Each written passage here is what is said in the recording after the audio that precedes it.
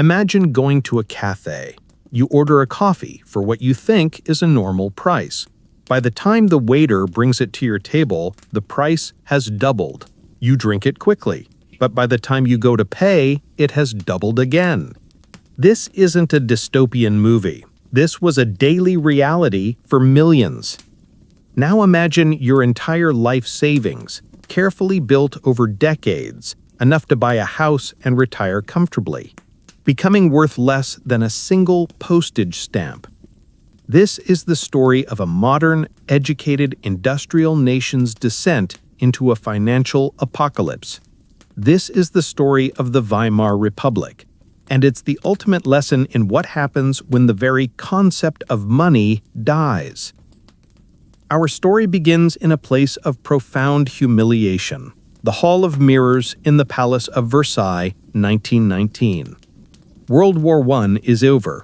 A defeated Germany is being forced to sign a treaty that will not only cripple it, but also blame it entirely for the most destructive war in human history. The war guilt clause was a moral condemnation, but the financial terms were a death sentence.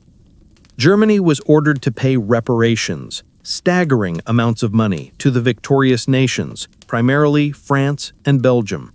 How much?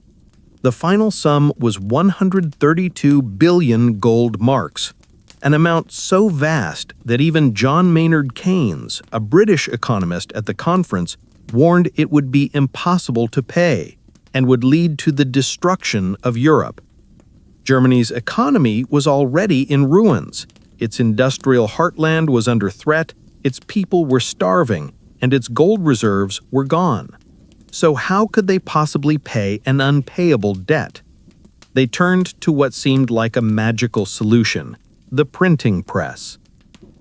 The man in charge of the German central bank, the Reichsbank, was named Rudolf von Havenstein. He held a fatal economic belief. He argued that printing more money couldn't cause inflation, because every new banknote was backed by the real value of German land and industry. He thought that as long as Germany could produce goods, the money representing those goods had value. He was catastrophically wrong. At first, the plan seemed to work. The government had money to pay its bills, fund social programs, and keep unemployment low. It was a fragile, paper-thin prosperity. But beneath the surface, a monster was growing. For every new mark they printed, the value of all the other marks in circulation fell just a little bit. It was a slow poison. Think of it this way: money is just a claim on a country's goods and services. When you print trillions of new claims, but the amount of goods stays the same, each individual claim becomes effectively worthless. The tipping point, the moment the slow poison became a raging fever, was in January 1923. Unable to meet the harsh payment schedule, Germany defaulted. In response, 60,000 French and Belgian troops marched in and occupied Germany's industrial engine, the Ruhr Valley. They were there to take their payment in kind, in coal and timber. The German government, furious but powerless, called for passive resistance. They ordered the German workers to strike, to grind the industrial heartland to a halt, to be heroes. And they made them a promise: don't worry, we will pay your wages. But with what money? Their main source of income was now occupied. Their answer was to turn the printing presses from high speed to light speed. The government began printing unimaginable sums of money to pay the striking workers. It was like pouring gasoline on a bonfire. The economy didn't just inflate, it hyperinflated. The value of the German mark entered a terminal freefall, and daily life descended into a surreal nightmare. Prices weren't just rising daily, they were rising by the hour, even by the minute. Factory workers demanded to be paid twice a day. As soon as they got their first payment at noon, they would run, literally run, to hand the cash to their wives, who would then run to the stores to buy anything they could before the prices changed again in the afternoon. A single loaf of bread, which cost 250 marks in January, cost 200 billion marks by November. A newspaper cost 1 mark in 1922. Less than 2 years later, it cost 70 million marks. Life savings were annihilated. A wealthy family who had sold their home for 500,000 marks, planning to live off the interest forever, soon found that their entire fortune couldn't even buy a single cup of coffee. Society began to break apart. The concept of value was gone. People started bringing wheelbarrows and laundry baskets full of cash to buy groceries. The banknotes themselves became worthless. Stories abound of thieves stealing the baskets, but leaving the mountains of cash behind. People burned money for fuel because it was cheaper than buying wood. Children were given stacks of worthless billion-mark notes as building blocks. Businessmen papered their office walls with banknotes. The currency had become a national joke and a source of profound trauma.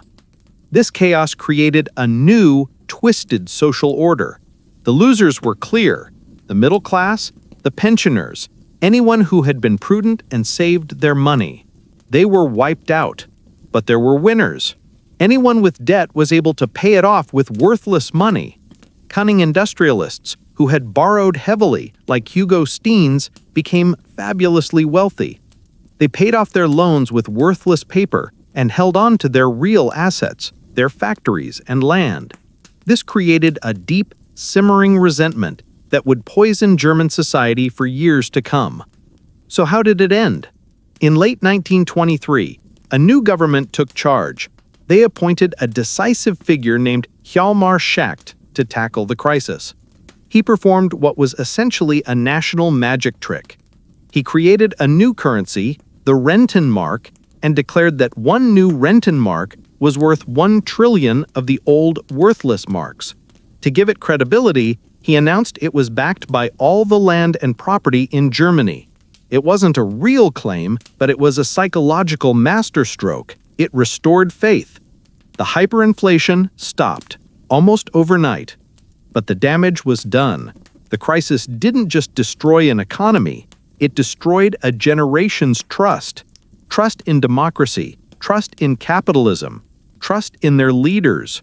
When people see the very foundations of society crumble, they become desperate for radical solutions and strong leaders who promise to restore order and punish those they blame.